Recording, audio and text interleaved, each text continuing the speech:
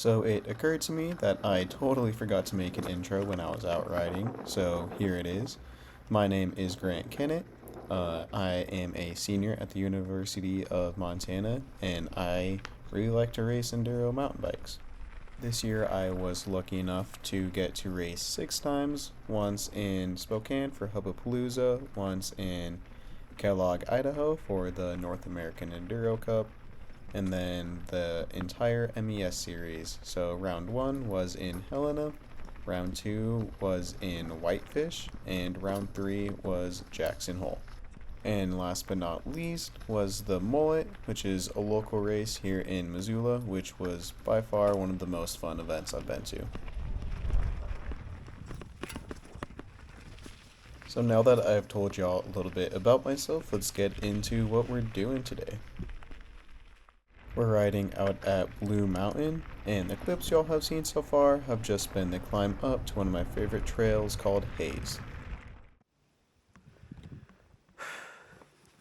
Alright, I forgot my glasses in the car, so let's see how this goes.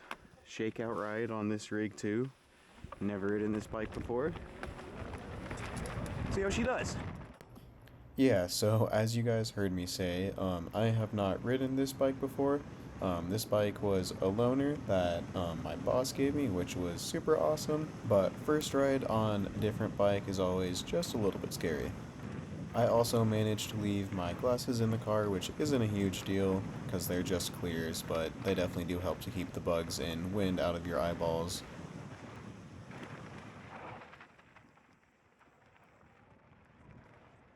Now to get into the actual trail, Hayes opens up with a pretty good speedway section, and then you gotta shut it down into a couple of hairpin corners.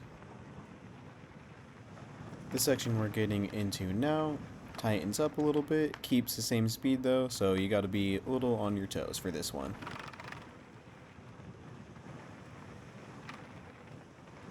The corners we're getting into now have a few roots in them, so they can be a little bit tricky, but they're some of my favorite corners on the trail, and this next one actually has a picture that my friend Jackson took of me, which is one of my favorite pictures.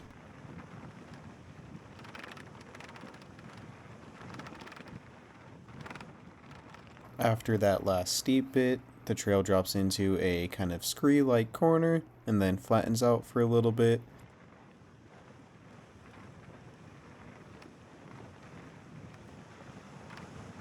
Then once the trail starts to get a little bit steeper again, you come into your next corner, which has claimed me a few times. There are lots of small and medium rocks in that corner that are waiting to catch you out, and definitely have gotten me a few times.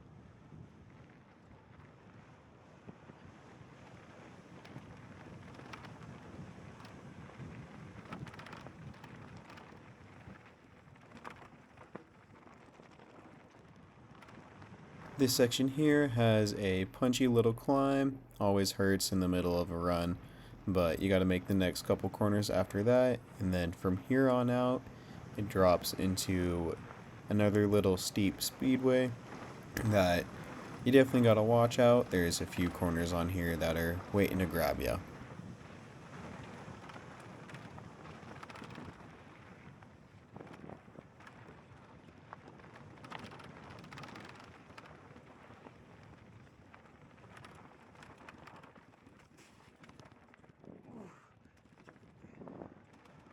As we're heading into the last part of this trail, it kind of just turns into a little flow trail from here. Just a couple of fun little corners and some routes you can pre-hop.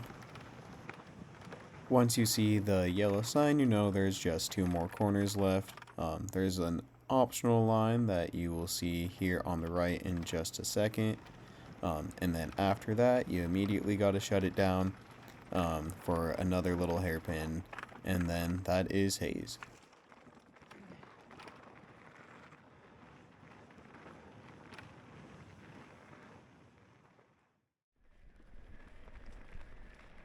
After Hayes, it's always fun to go back up to the bottom half of Orchard. There is a little bit of a climb, and it is sometimes kind of a pain, especially after you just got done riding through Hayes. It's a little bit steeper, a little bit punchier. There's some roots and rocks and water drainages that you have to work your way around, but all in all, not bad. It's pretty short, only around a minute or two of actual climbing before you make your way onto the bottom half of Orchard right here.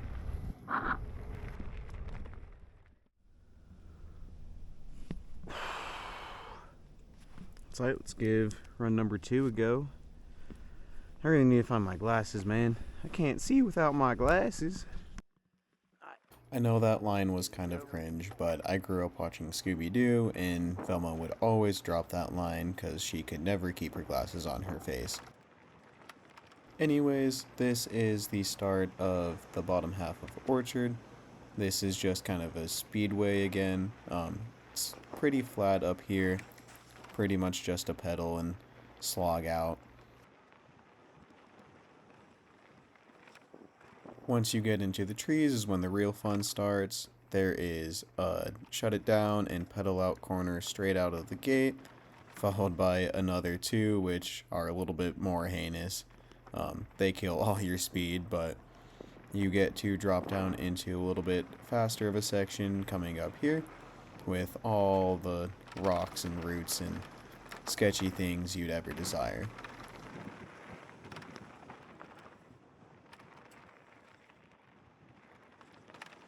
This section right here is probably one of my favorites. It's a little bit harder to tell on camera, but there's a couple compressions that you can kind of just bounce through both of those corners. That's always a bunch of fun.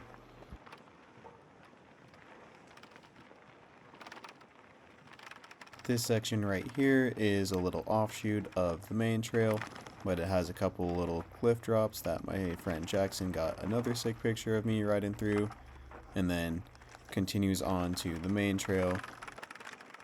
And this is where you drop into a steeper chute with lots of boulders and roots and braking bumps trying to get you.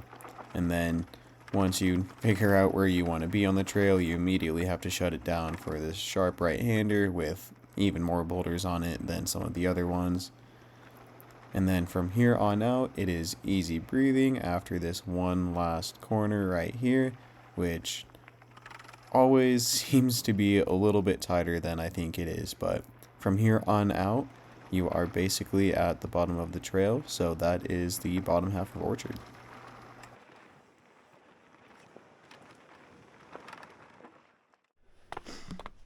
Oh, alright, back down to the car, shall we? After Orchard, there's a little traverse section back to the car. I always like to bunny hop the little concrete thing to keep it as fun as possible. And there's also a little bunny hop you can try to do from root to root at the top of this climb. I cheated a little bit this time because I was on an e-bike, but it's still pretty easy on a regular bike as well. This is where another trail intersects on the way back to the car. We'll get to that trail in a later video, but fun fact, that is where I got bit by a dog my first year in Missoula. Right here, there's a few little side hits that are super fun, and they were in the start of my video as well.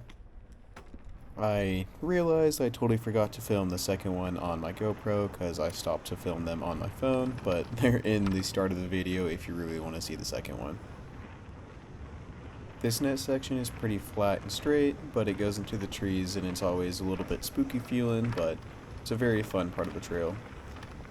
You also see me trying to manual and failing miserably. I promise I can do it a little bit. I'm still learning though, so don't judge too hard.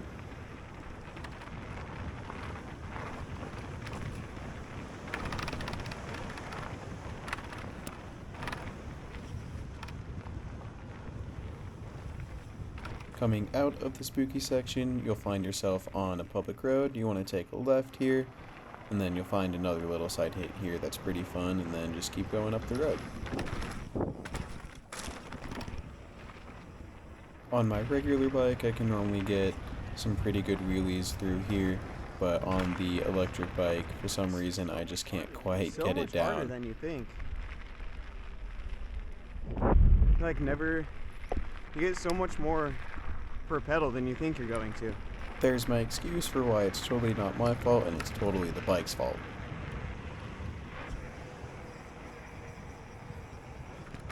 There I got a at least half decent manual in to prove that I can still somewhat manual. Not great at it yet, but it's coming along. You're going to want to get off the road and squeeze through the gate to get yourself back into the trail system. And from here you can take two ways back to the car. You can either go straight or you can go right like I do.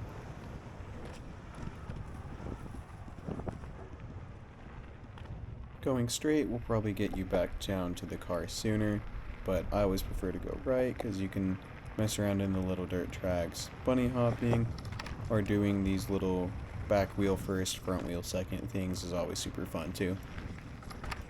There's a cool little rock here that you can nose bonk if you don't care about your front wheel. After this section here, there is a pretty high speed, steep, and rocky outro to the trail system. There are typically hikers on it though, so you do kind of have to be a little bit careful. I did unfortunately forget to film that section both days that I went riding out at Blue Mountain to film this, but after that section you'll find yourself on this straightaway leading straight back to the cars. As a fun little challenge, I started trying to bunny hop these rocks on my way in and out of the trail system every time. So far, I have not ruined a wheel set or a frame on those rocks, so I'm going to keep doing it until I do break something. So yeah, that's a typical day for me out at Blue Mountain. To wrap up, Hayes is a fun speedway sort of trail, and Orchard is a fun little technical trail that has plenty of stuff that'll catch you out. If you've ridden Hayes or Orchard, let me know what you think of them down below, and go ride your dang bikes.